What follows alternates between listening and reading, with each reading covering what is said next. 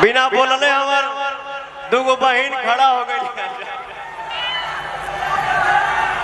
ये भाव है, ये आनंद है, ये भक्ति भाव है।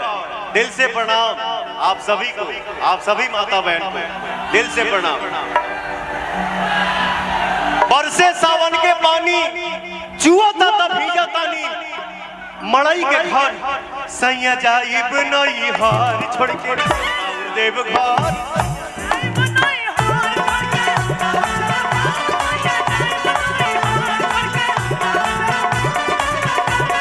बोलिए शंकर भगवान के।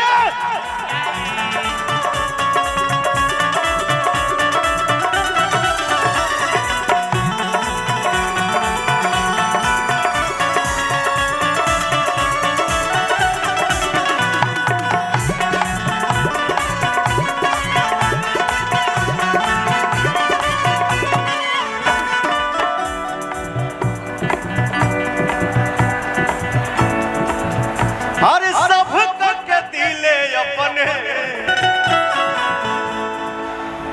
हर सब के दिले अपने बनली भिखारी। झूठों के मेला लगौले बानी भारी।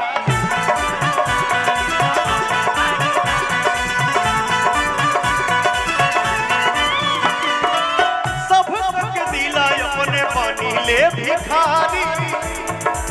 झूठों के मेला लगौले बानी भारी।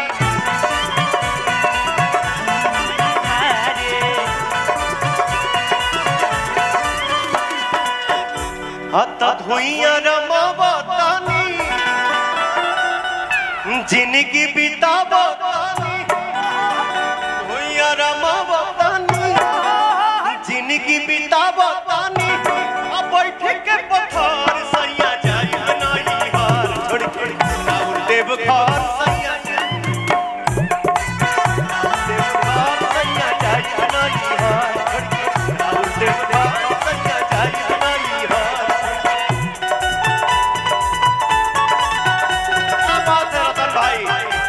आज सब नया नया निकल रहा है। Love you.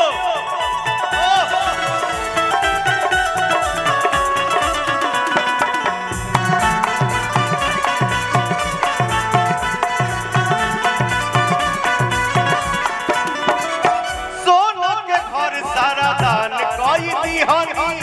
अपन तभे से रहुआ जोगी के धानी।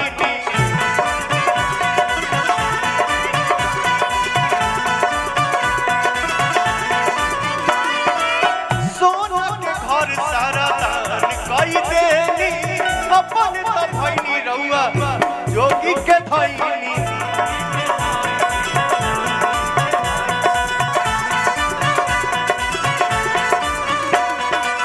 पीहिले भांग गांजा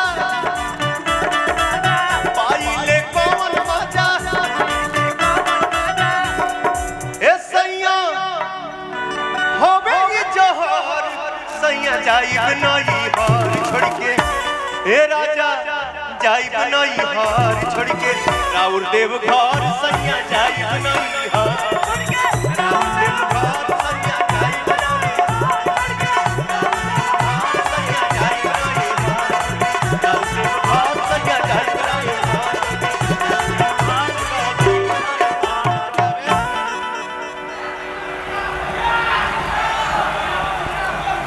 अब इतना प्यार मत करो कि आंखें फूट जाए।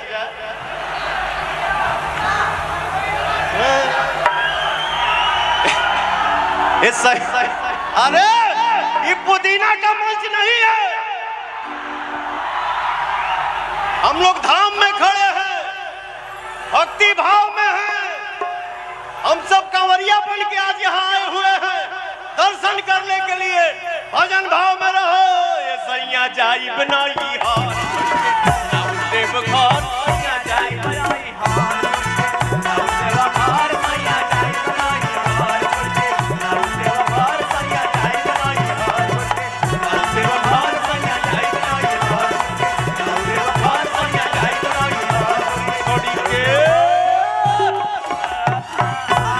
बोला बोला शंकर भगवान की।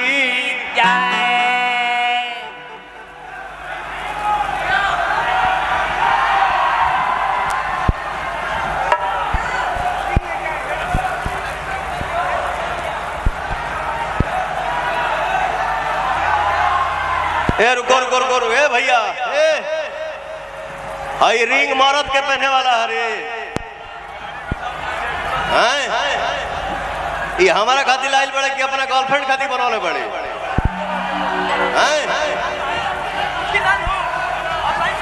क्या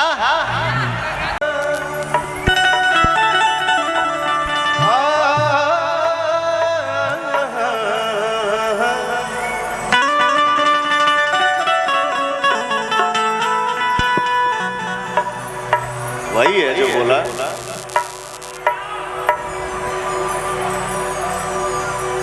एक ठो बहुत पहले हम मीठा सॉन्ग बाबा के भजन गौले रहली जे के आप सब बहुत सारा आशीर्वाद दिला जा, प्यार दिला जा। पार्वती जी कहतारी कवि के भाव कि बरसे सावन के पानी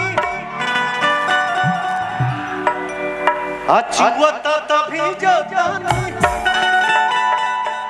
बरसे सावन के पानी अछुअता तभी जतानी, मड़ई के घर सैया जाइब नई हार छोड़ के, ओ सैया जाइब नई हार छोड़ के, राउर देव घर सैया जाइब नई हार, राउर देव घर सैया जाइब नई हार छोड़ के।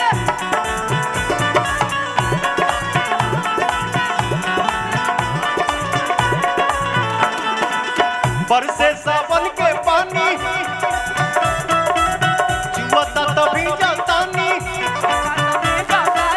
बरसे सावन के पानी जुआता तभी जतानी, मड़ई के घर सैया जाइब नई हार छोड़ के, राउर देव घर।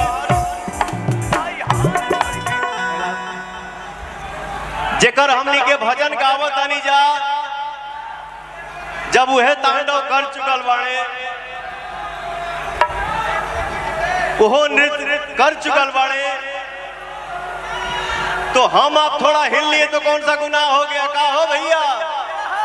हे सैया